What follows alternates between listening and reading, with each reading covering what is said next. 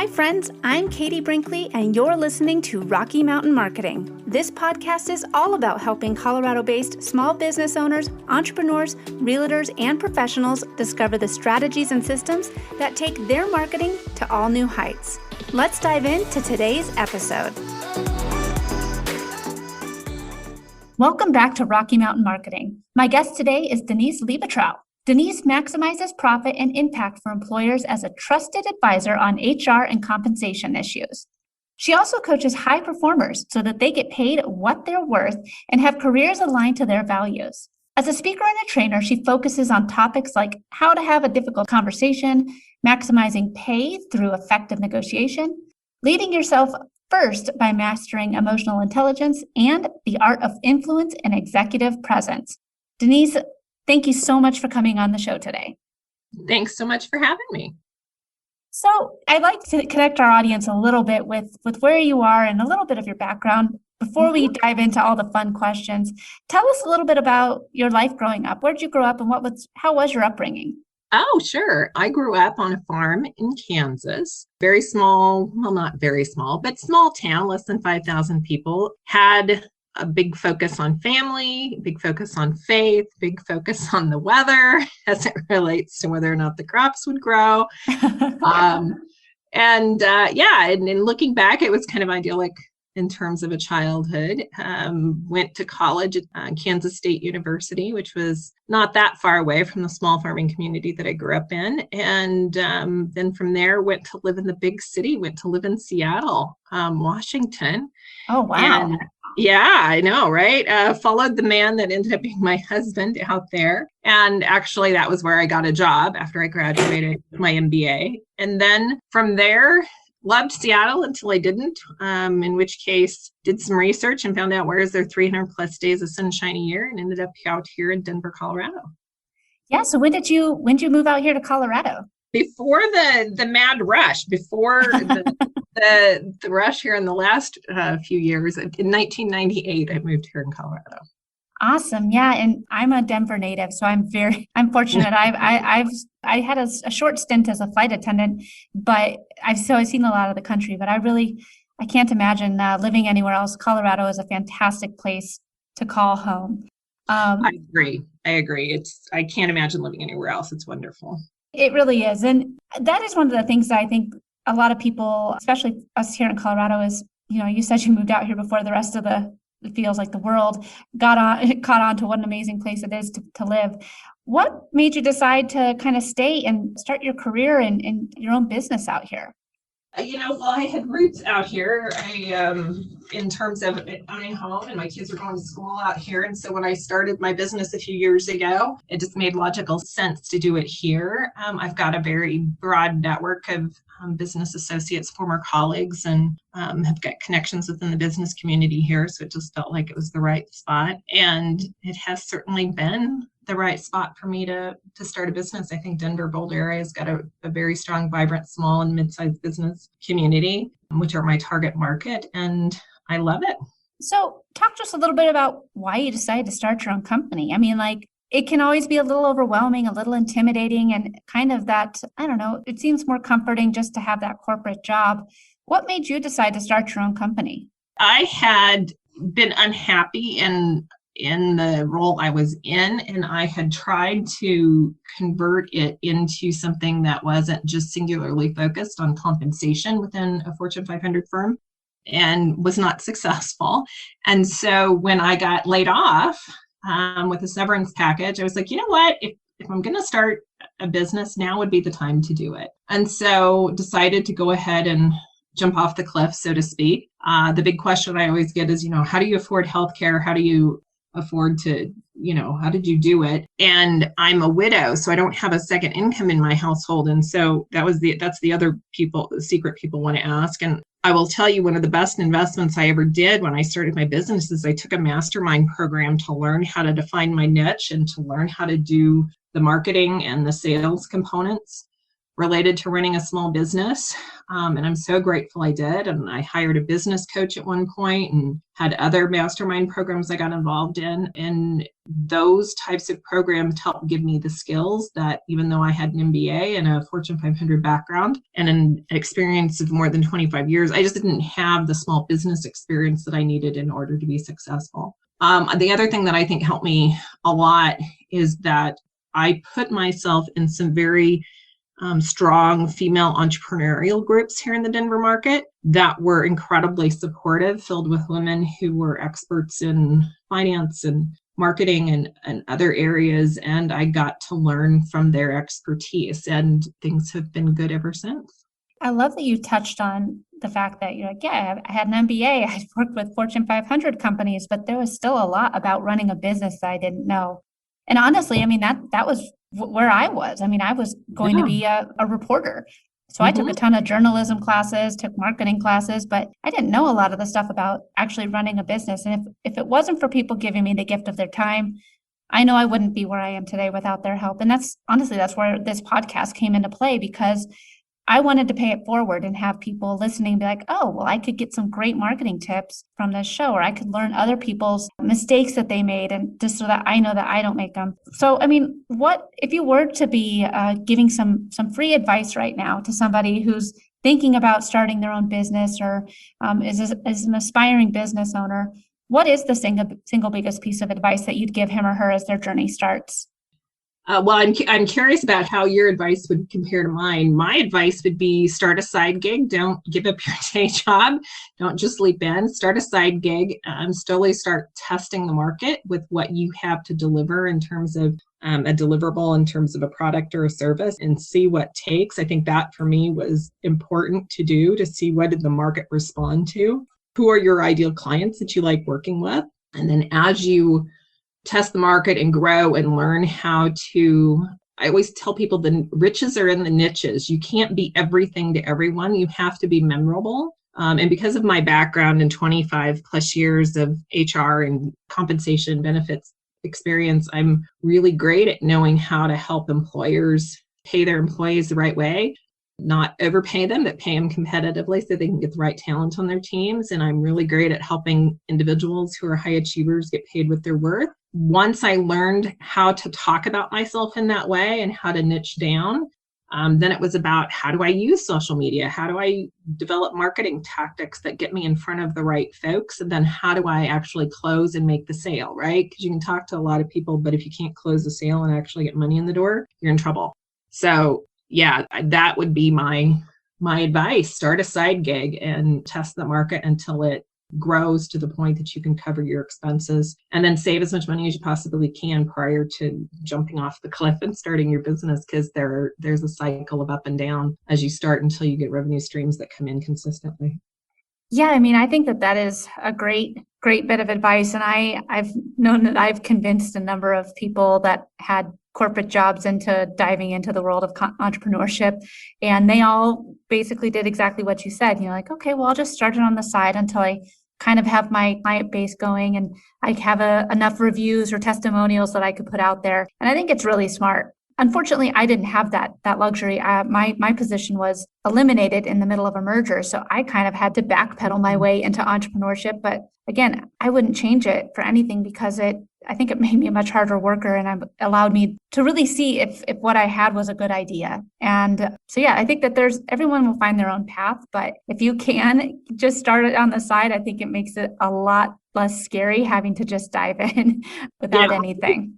Yeah, I didn't start mine on the side, and I wish I would have. I wish I would have started it years ahead of time, because it's been fantastic. And I was kind of thrown into the fire, much like you, in terms of a layoff. And then I just had to start. Now I could have, gone and looked for another job and then started it as a side gig. But I was also at the point in my career where I wanted to leave a legacy, and I wanted to do more than just what I had been doing, broaden my expertise.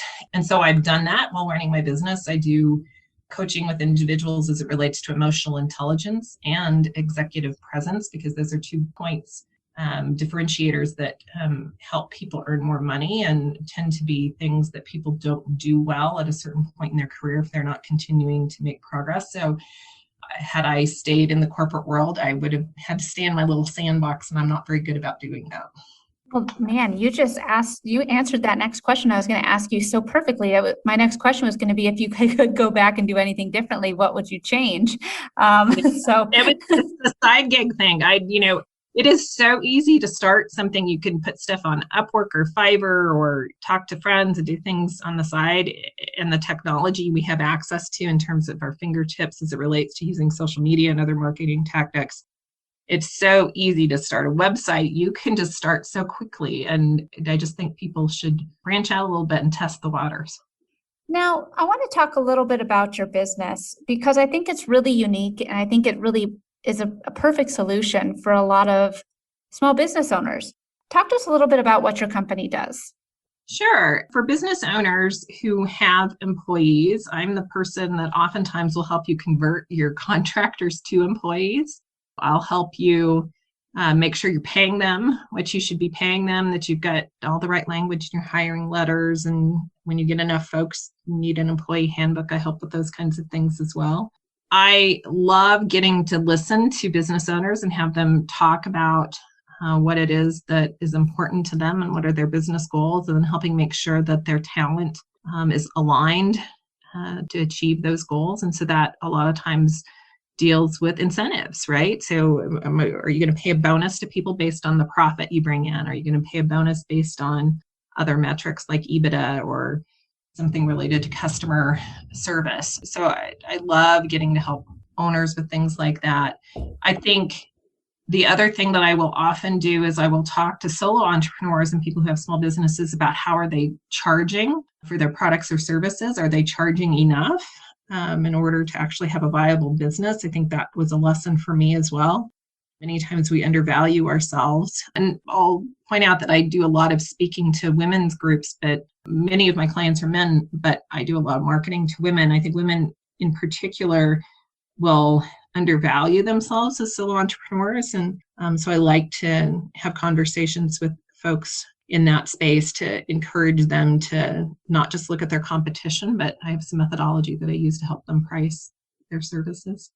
I think it is such a need, especially as solopreneurs. It can be, you don't really know what to charge. And so you kind of just guess and like, well, I guess this would be a good rate. You can kind of do some market research, but it can be hard trying to find your prices. So I love that you offer that option and coaching, because again, when you're first getting started, it can be kind of hard trying to pick out what your rate should be.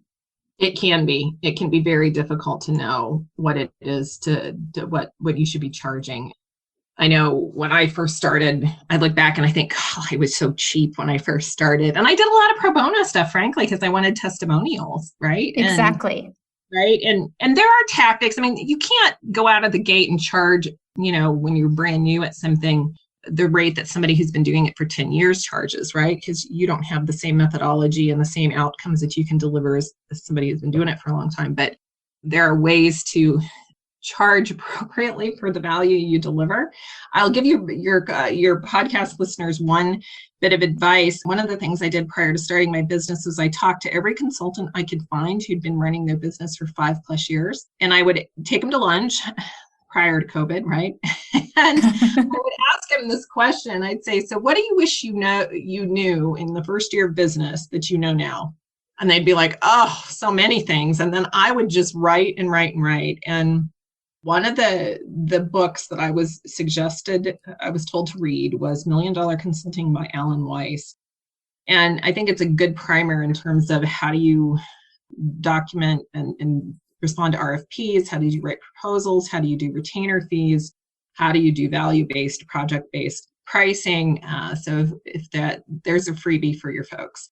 I would also say I have a document if somebody wants to send me an email that gives you free resources to look up and see how much you should be paid. And there's more than 10 resources on that document. So happy to share that with your audience as well. Absolutely. Yeah. We'll be sure to add that into the show notes because I think that would be really, really helpful.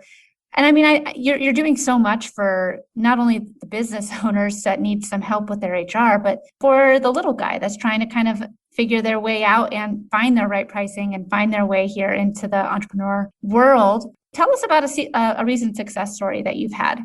Yeah, I'll tell you a recent success story.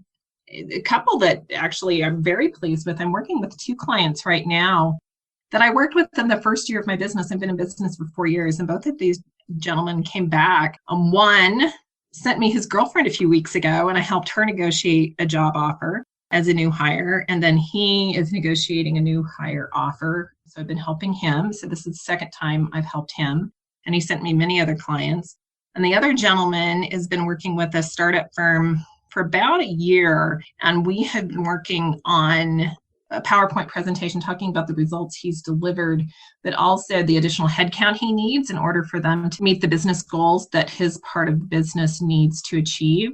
And we are working on getting him a pay increase. It needs to go to the board for approval, but we're working on a pay increase as well. So I'm very proud of that because both of them were repeat clients and getting to help them navigate their careers.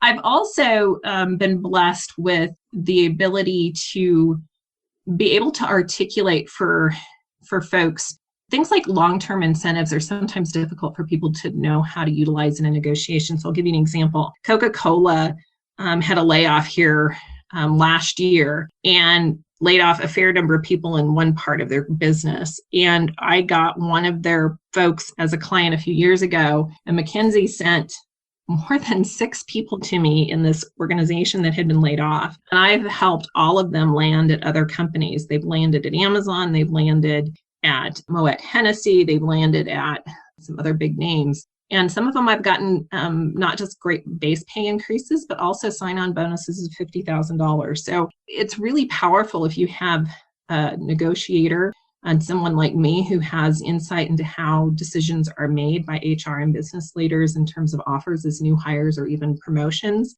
It's powerful to have somebody like me as an HR insider on your side of the fence, whispering in your ear and helping you write scripts and emails and things as it relates to negotiations. I've not met anyone who feels 100% confident in their own negotiation ability, especially as it relates to pay. It's a very emotional topic, and especially for yourself. And so to have an outsider who has a more objective opinion and can help kind of craft your arguments and your statements in a way that is powerful and assertive, but not too much, is a good thing. Absolutely. So, I mean, we heard how you kind of keep these people in, the power of word of mouth and power of providing great service has allowed you to not only do business with someone more than once, but now they've referred you to their friends and family. So what are you using right now? What marketing do you use that you found to be a success to get your business out there, to get your name out there? What marketing tactic has worked for you? So I think one of the most important things I did early on when I started my business was I started speaking. And I have to admit to you, I'm an introvert. I am give me a quiet little corner and let me work. Give me a spreadsheet and let me do some research and summarize it and send it off to business leaders. But once I started speaking on some key topics to the right types of audiences, it was a great way for me to get known, and I was memorable. And then the other thing was reaching out to people I had worked with in the past and getting referrals from folks. And then finally, social media has been really helpful as well. I get compliments when I see people in person and they say, I love your social media posts. They're so uplifting and positive. And so I have people who give me compliments on that as well. So I think it's speaking, it's referrals, and it's social media that have been the most beneficial as it relates to marketing tactics. Well, and Denise, I think that's a really good point because you said, people will tell me how much they like my social media posts. And while we can get so wrapped up in the vanity metrics of likes and followers, there's a lot of people out there that are seeing your posts, but they just might not be engaging with them. So sure. Absolutely continue posting. And I love that you talked about that because you never know who's listening or who's watching or who's reading what you have to say. And they're taking it all in. And you never know when that person could end up coming out from what you think is the woodwork and becoming a new client. Yeah. And it's the weirdest things, right? I'll go to a speaking event and I'll talk to 20, 30 people and maybe I won't get a single one of those to convert, but maybe their boyfriend or their husband or their father or their roommate, or they'll pass my name and contact information on to somebody else and boom. I also get additional speaking engagements like that too. So you just never know. I think if you just show up as your best self and provide value and listen and articulate what you do well, it's not always easy, but the momentum build is important, because as time progresses, if you do that, you'll continue to get great clients and build a business. That's so true. And I think that, you never know who's listening and who could, again, be passing along your information to somebody else and have them turn into a client one day. Now, we talked a little bit about how you've been in the corporate world, how you've transitioned to owning your own business. Tell us a little bit about why you stuck with running your own business. Why did you decide to stay an entrepreneur and not go back to the corporate world? I know that a lot of entrepreneurs do it because it's the freedom of the lifestyle. You can work from anywhere, you make your own hours. How has that played out into your story and approach to running your business? I wanted that, certainly. I will say that when I worked in the corporate world, I was working really long hours. I mean, like ridiculous. And as a single mom, as a widow, my kids did not get the best of me, frankly. And my health wasn't as good as it should have been. And I wanted to build a business that I enjoyed and that I wanted to get up and do every day. I frankly just got tired of doing somebody else's to-do list. I wanted my own. Now, I won't say that I don't work long hours. I still work long hours sometimes. But if I want to take a nap in the afternoon and I don't have any meetings and anything really pressing, I can take a nap in the afternoon. If I want to go for a long hike with my kids, or if I want to, particularly now that kids are back to school, if I need to pick up my kids from school, or if I want to attend a sports event or some other event that my kids are involved in, I can go do that without having to ask someone else for time off. And I like that. I will say there is one of the best pieces of advice I got from someone when I was interviewing other consultants prior to starting my business. One bit of advice I had was, if you ever want to go on a personal development journey, start a business. Because if you aren't making your sales, if you aren't having fun, whatever, it's all on you. There is no one to blame but you. And you have to deal with your own BS. If you are getting in your own way and you aren't taking action on the right things and prioritizing the right way, you won't make the revenue numbers for the month, right? So you have to be very focused. It's a different way of thinking. When I get out of bed in the morning now, it's, all right, what are the things I need to do to drive revenue today? It's not the busy work that I always called it. When I was in the corporate world working for big companies, you'd sit in meetings all day, but I can tell you some of those meetings I did not need to be sitting in. I didn't need to be involved in some of those things. And I just felt like I was wasting a ton of time in terms of actually being productive on things that mattered to the business. Well, now what I spend time on matters to my business. And so you get real good clarity really quickly on what are you spending time on and what should you spend time on when you run your own business. I love that. And it is so true. Like when I think back, I'm like, what? There's so many meetings that I sat in on it. Mm-hmm. There was no reason for me to be there. You talked a lot actually about the mindset of an entrepreneur.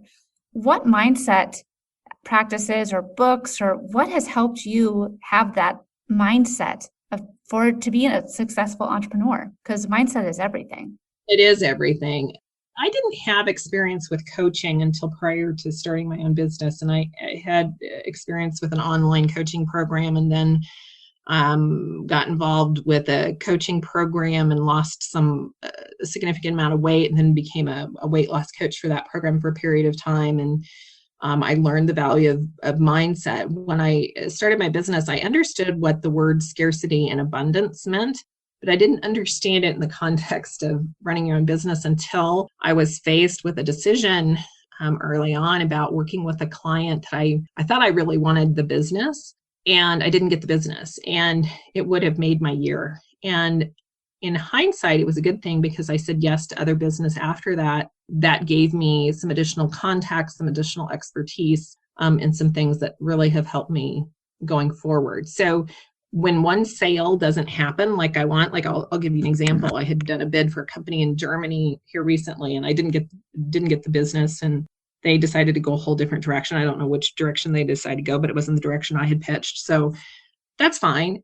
And it didn't really even bother me because I was like, you know what, that's fine. I'm sure something else will come my way. And you know what, a couple other clients have come my way and more than made up for what that one client would have given me. And so I think you just have to trust the process in terms of delivering things of value and being visible to the right potential clients. and recognize that even though something that you may really want to come your way, if it doesn't, that's okay. Something else will come your way. And it applies to you as somebody in a job search. It applies to you if you're an entrepreneur and thinking about sales. It applies to you if you're in the dating world, right? Even personally, you know what? That person didn't work out. That's fine. I'm sure somebody else is better out there and they'll find me. So you have to also, I think, step into that space of gratitude. I talk about with my clients many times, bookending your day. So I have a gratitude practice I do in the morning where I write down 3 things that I'm grateful for. And then in the evening, I write down 3 things that I had successes in for the day. And they can be small things. They don't have to be big, but just staying focused and being intentional is really, really helpful. I think also being in touch with your feelings and your needs and self-care. When I worked in the corporate world, I didn't do a great job of taking care of myself, and self-care is really critical because as a solo entrepreneur or a small business owner, if you don't take care of yourself, if before you have a full-fledged team that can run the business without you, you have to take care of yourself and your health. And so that's a really critical component of my day as well, in terms of making sure I'm eating healthy food and getting activity and managing my mental health as well. So those would be the tips I would have on that. I love it. And I think that, I come from a background of sports, and I never realized how much mindset went into, being an athlete and playing sports until now that I'm an adult. I'm like, man, when they were saying like, Katie, you guys got to believe in yourself, believe that you're going to hit the ball, that's all mindset stuff. And so now that I'm older, I'm like, oh, they've been trying to teach me mindset for years. I just now, finally picked up on it. Well, before we finish up, is there anything that I didn't ask you about during today's discussion that you think is important for our audience to hear? No, just I would say, reach out to Katie if you need help with marketing tactics. I think Katie does a good job in terms of helping her clients, but also belief in yourself. No one's going to believe in you if you don't believe in yourself, and mindset is so very critical. And so don't when that imposter syndrome and self-doubt creeps up, know that creeps up for everybody. Take action anyway. You're never going to get rid of that. You just have to keep stepping into the things that scare you and the things that you're uncertain of, and just keep taking action. Along the way, you'll learn lessons. And as long as you apply the lessons that you've learned, you'll continue to make progress. I love that. Yes, you're right. It's great to hear we all deal with imposter syndrome. And, I do believe that a lot of the times we are our own biggest hurdle. Denise, this has been such a great conversation. I've really enjoyed having you on the show. Where can our listeners learn more about you, or where can they connect with you offline? Sure. You can go to my website. It's Prosper, Prosper Consulting LLC.com. To find me on social media, just click on the link that says social, and you'll get to see all of the areas that I'm out on social media, and you can follow me there. And if you or any of your friends or family need any assistance related to what I deliver, just reach out and let me know. This has been such a great conversation. Again, I really appreciate you coming on the show today. Thank you so much for joining me. Thank you. Thanks so much for listening to this episode of Rocky Mountain Marketing. As always, I'd love to hear from you. You can visit my website at www.nextstepsocialcommunications.com, connect with me on LinkedIn, or check me out on Instagram. Let's keep taking your marketing to new heights.